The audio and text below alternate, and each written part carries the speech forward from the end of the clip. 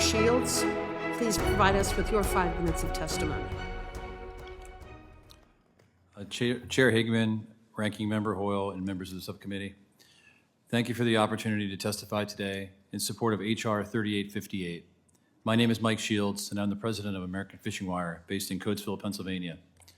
It's a family business, and I'm a second-generation owner and a proud member of the American Sport Fishing Association. At American Fishing Wire, we've been manufacturing sport fishing equipment for over 4 decades.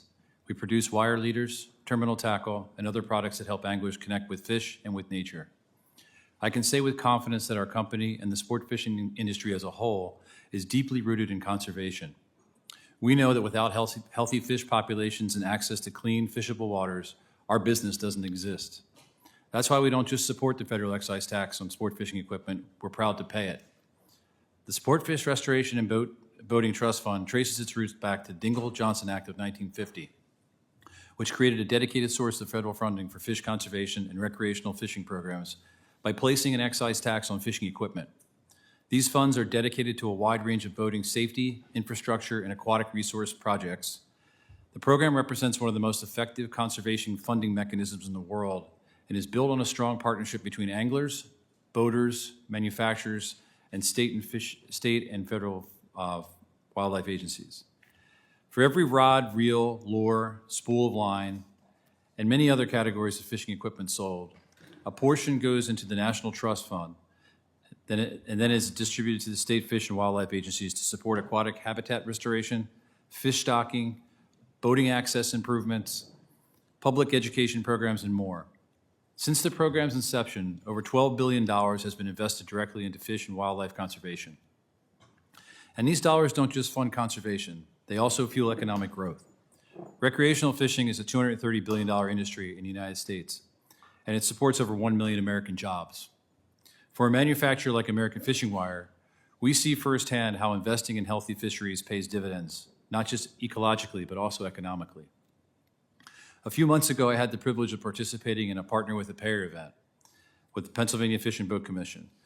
Organized by the U.S. Fish and Wildlife Service's Office of Conservation Investment, these events are designed to connect companies like mine, those who pay into the excise tax program, with agencies who receive and implement those funds on the ground.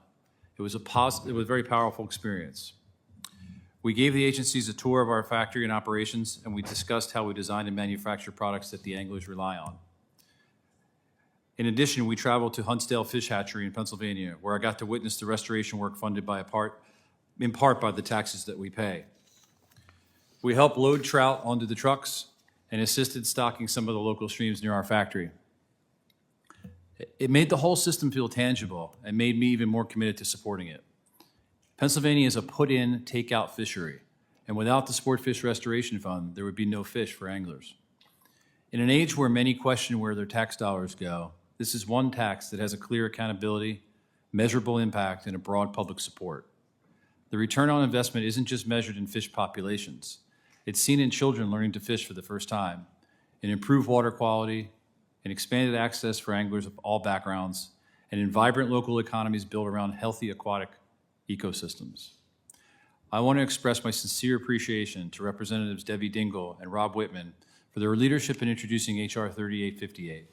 This bipartisan bill reauthorizes the Sport Fish Restoration and Boating Trust Fund and ensures that this critical source of conservation funding continues without interruption. Their commitment to conservation and to America's outdoor heritage is deeply appreciated by manufacturers like myself, by anglers, and by the outdoor recreational economy. In closing, I want to reiterate the success of the Sport Fish Restoration Program rests on a rare alignment of industry, government, and public interest. It works because manufacturers like American Fishing Wire are willing to contribute. It works because state agencies are trusted stewards of those contributions. And it works because Congress continues to provide the legislative support necessary to keep this partnership strong.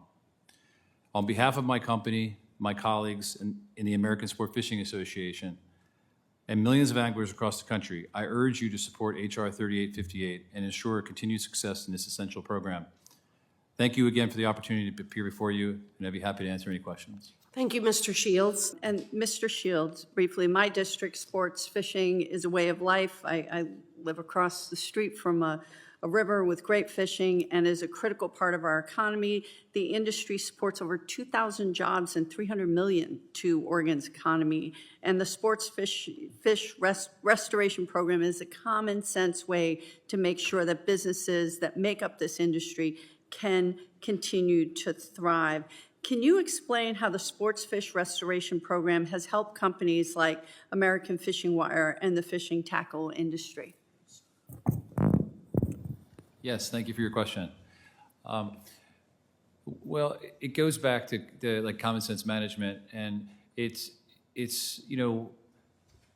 like what I mentioned earlier, healthy fisheries and conservation efforts, they just don't happen on their own, right? So it requires a lot of resources. It requires a lot of work and help. And as an industry, if we don't do it, like I don't know who would do it, So there's a direct benefit for companies like American Fishing Wire, like our company, because we invest in the fund, we collect the taxes, we pay the taxes, and that comes back in terms of fisheries management.